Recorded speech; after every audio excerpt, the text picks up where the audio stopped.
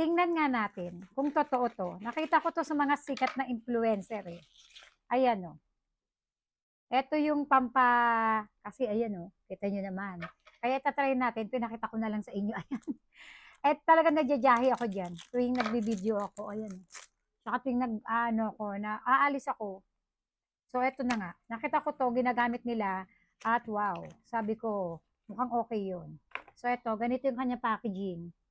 Ang pangalan niya, Ceviche Fruit Touch Up. Tingnan natin, tsura.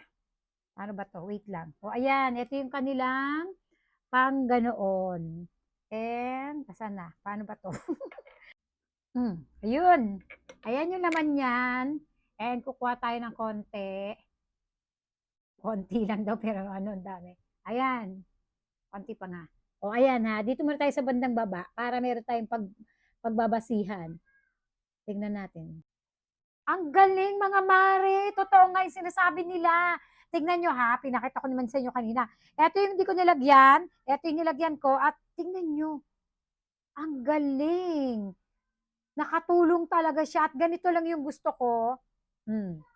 May linya pa rin siya pero hindi na siya kagaya kanina talagang. O tingnan nyo pag nakaganyan ako.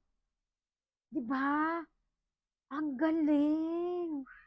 Ang galing nito. Kaya pala yung iba na bumibili nito ay paulit-ulit silang bumibili kasi nga, ang galing. Di ba magagamit ko siya?